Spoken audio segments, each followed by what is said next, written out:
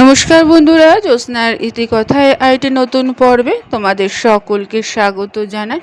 বন্ধুরা, আগামী 27শে আগস্ট গণেশ চতুর্থীর দিন গণেশকে তার প্রিয় ফুল নিবেদন করতে ভুলো না। শাস্ত্রমতে গণেশকে তার প্রিয় দ্রব্য, প্রিয় ফুল নিবেদন করলে তিনি খুব খুশি হন।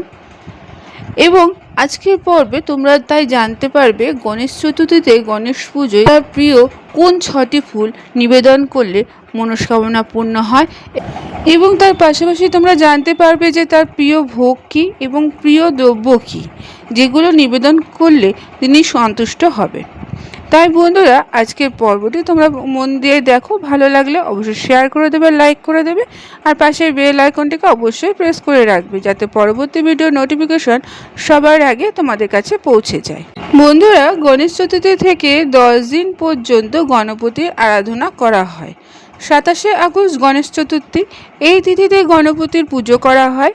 এই দিন গণেশকে তার প্রিয় ফুল, প্রিয় ভোগ ও প্রিয় দ্রব্য নিবেদন করা অত্যন্ত শুভ।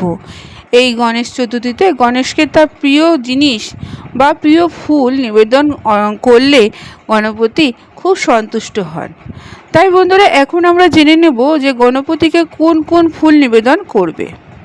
প্রথমে বলি লাল জবা অর্থাৎ জবা ফুল। গণেশের পুজোয় অবশ্যই জবা ফুল নিবেদন করবে। এই ফুল নিবেদন করলে গণপতি ভক্তের সমস্ত কষ্ট দূর করে দেয়। এই ফুল নিবেদন করলে জীবনের সুখ সমৃদ্ধি বৃদ্ধি ঘটে। দ্বিতীয়ত গাঁদা ফুল। গণেশ পুজোয় গাঁদা ফুল নিবেদন করতে ভুলো না। এর ফলে গণেশ নিজের ভক্তদের রোগমুক্ত থাকার আশীর্বাদ দেয়। তৃতীয়ত অপরাজিতা ফুল। এই ফুল শনির অত্যন্ত প্রিয়, সেই সঙ্গে গণেশেরও প্রিয় ফুল। গণেশ পুজোয় অপরাজিতার ফুল নিবেদন করলে বিবাহের আগত সমস্ত বাধা দূর হয়ে যায়। তারপরে বলি শিউলি ফুল। পুরাণ অনুযায়ী পারিজাত ফুল স্বর্গ থেকে এসেছিল। সুগন্ধি ও অলৌকিক দেখতে এই ফুল গণেশের অত্যন্ত প্রিয়। গণেশ চতুর্থীতে গণপতিকে এই ফুল নিবেদন করলে তিনি খুবই সন্তুষ্ট হন এবং ভক্তের উপর কৃপা বর্ষণ করেন, এমনকি সন্তান লাভের মনস্কামনাও পূর্ণ করেন তিনি। আরেকটা ফুলের কথা বলি, সেটা হলো কলকে ফুল। লাল কলকে ফুল গণেশের অত্যন্ত প্রিয়। এই ফুল পেলে গণেশ শীঘ্র প্রসন্ন হন। কুন্দ ফুল। গণেশকে কুন্দ ফুল নিবেদন করলে সুখ শান্তি বজায় থাকে এবং পরবর্তী সময় আরও সুখকর হয়ে ওঠে। এছাড়া গণেশের অত্যন্ত প্রিয় জিনিস হলো দূর্বা। গণেশ পুজোয় অবশ্যই দূর্বা নিবেদন করবে। দূর্বা ছাড়া গণেশ পুজো অসম্পূর্ণ থেকে যায়।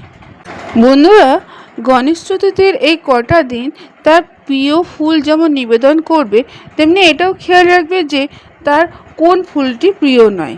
যেমন ধরো কেতকী ফুল। কেতকী ফুল গণেশের প্রিয় ফুল নয়।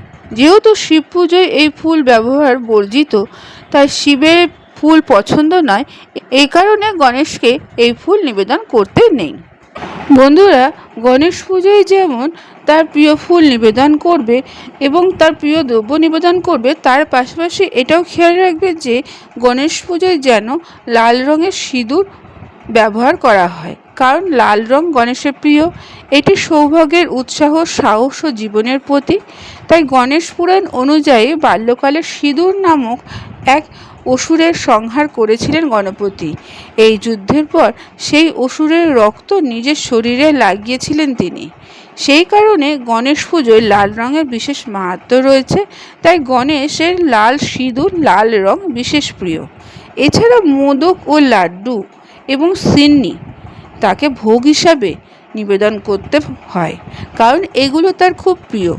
মোদক এবং লাড্ডু গণেশের অত্যন্ত প্রিয়। এই তিথিতে মোদক ও শুদ্ধ ঘিয়ে তৈরি লাড্ডু ভোগ হিসাবে নিবেদন করা উচিত। গণেশের প্রিয় ভোগের মধ্যে এটি অন্যতম।